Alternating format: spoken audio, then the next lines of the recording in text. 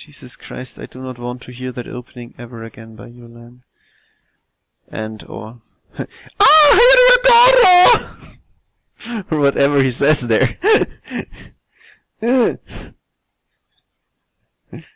have made... Yeah, I don't care. So if I had to describe the next level in a word, it would be embarrassing. Embarrassing because your performance is so bad, or because the game designers did their job badly again? Let's just say the level doesn't live up to its name. It's the power plant, so you expect something awful like in Battle Network 1. Oh, so they're embarrassing themselves by not repeating past mistakes? Well...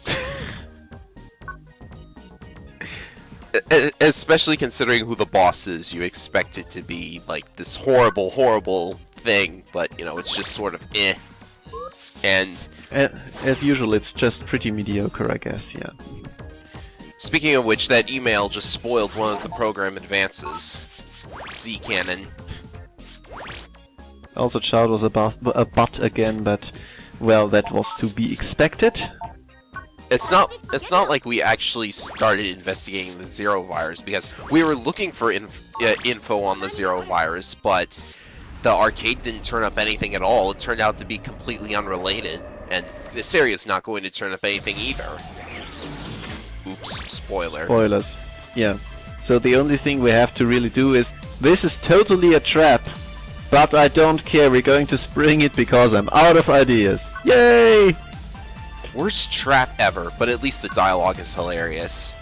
It's from a fan of ours. What's so hard to believe about that? Well, that's the hardest thing to believe. Yeah, Huff has always been good at ice burning his brother. Fans of Lan Hikari. He saves the world and nobody knows about him, so how could he have fans?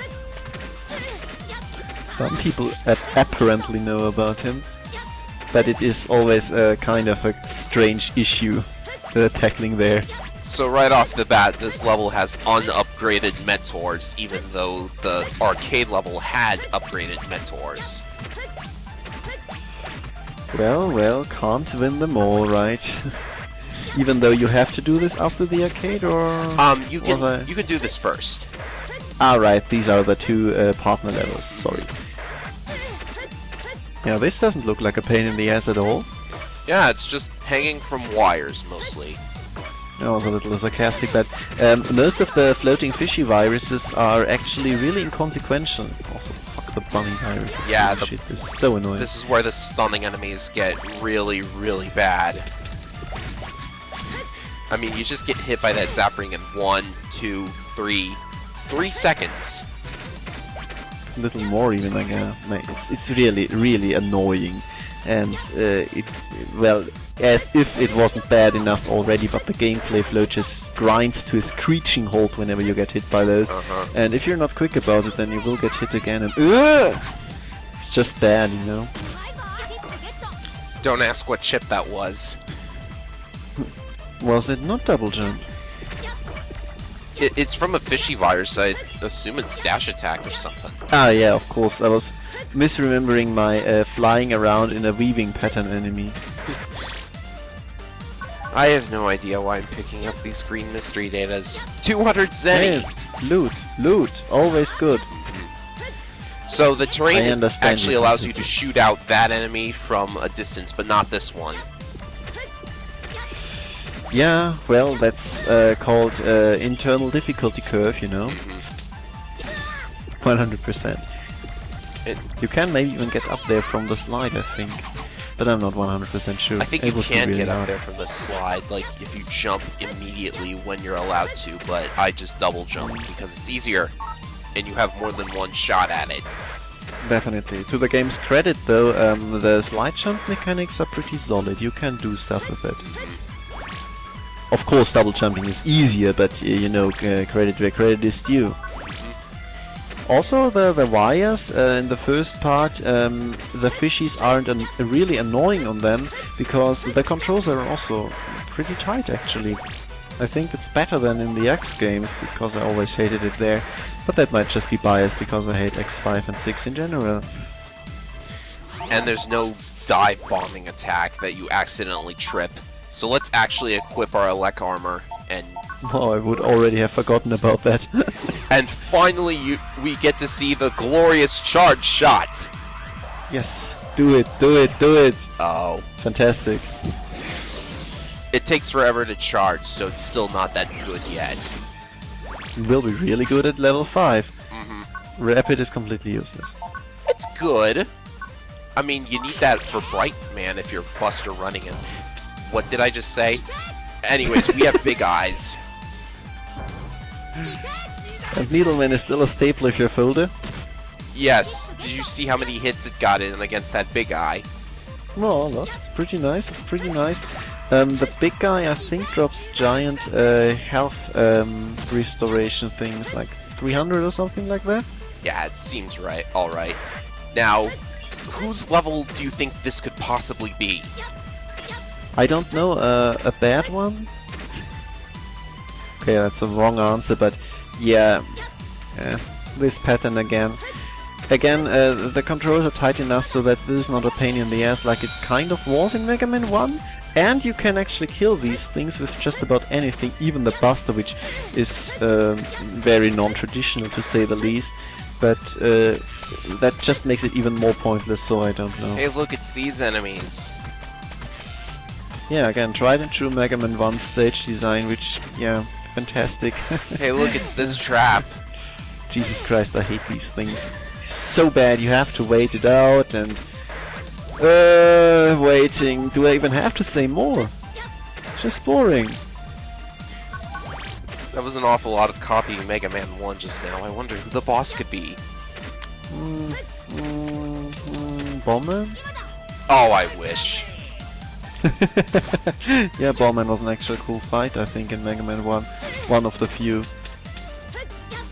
This one is also a bitch to get because it seems like you can fall down from the top, but you can't. And if you haven't have double jump preset and or farmed enough of them like I did the first time around, then you walk up and down these ladders quite a lot, and it's quite annoying. Yep.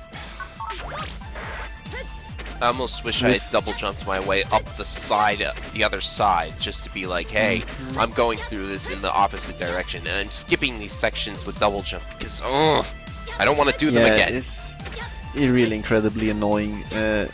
Just so slow in general. You cannot really build up any semblance of flow, to overuse the word, you know. Yeah, and I get hit so much from these guys. Yeah, it's far safer to just take them out, but it's also far more boring and slow, and again, it requires a deliberation which just seems a little antiquated to me. It is perfectly fine in an old NES game, you know, but this is a more advanced kind of stage design.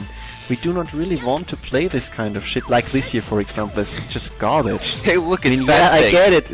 It's a callback to Mega Man 1. You know what? It was shit back then. And this enemy. Shit. Oh yeah, I vividly remember this part. This is just really incredibly fucking bad. Look at this. Conveniently, the stun comes off as soon as the next bomb is ready to hit you. Like, normally if you get hit while you're stunned, the stun won't, like, reset itself. But this time around... Yep, it's almost guaranteed death if you do not have, like you, a couple of Invis chips ready, or, well, anything which is for chip nature to counter, because you cannot deal with that in a normal way. It got terrible. worse. And you know what? It's about to get worse. Yes. Yeah, this is also an awful segment. Mostly because ladder dropping... Oh god. Oh god. At least you have double jumps. And Invis. Yeah, I should have just double jumped to the one on the far right there, but, you know... Yeah. No, I've seen the argument like, hey, you have the Invis and the double jump chip, you can skip all of that bullshit. That doesn't make it any less terrible.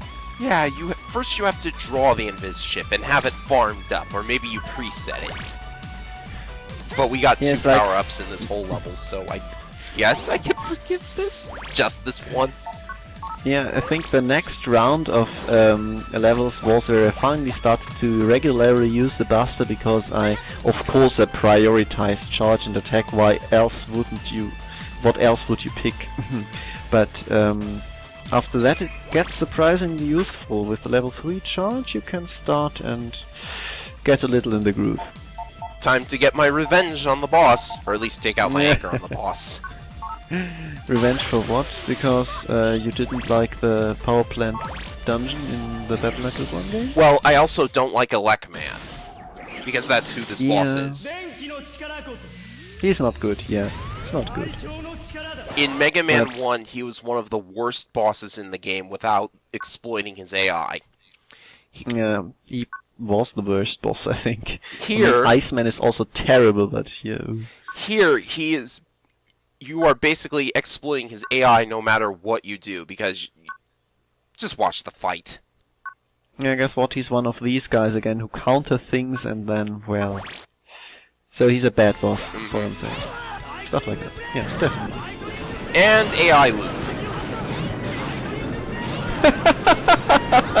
Oh god, that's too funny, holy shit. What, you never saw this before? No, I actually cheesed him with, and you have to cheese him I guess, with spore viruses, where you have these plant spores things floating around you. You shoot at him, he teleports behind you and he immediately gets hit. Leather rinse, repeat. Oh, hey, that's not bad. But it's Yeah, it's sort of a bad thing if your only real attack is, of all things, Thunderwool! Why is this only attack Thunderwool? Yeah, I guess we know where Mega Man 10 took its inspiration from. I also dislike its stage design, so maybe... And Thunderwool is a horrible weapon. Yeah, and even I'm saying that there is literally 0 uses for it. I tried! Some people might know me and my methods. I try, but it is completely useless. So apparently the thing that just happened to us has been happening all over, basically. So we once again gained nothing from this. Yeah, it was like we responded to spam mail from a Nigerian prince. Except it is the future and we could actually find his Navi or something like that.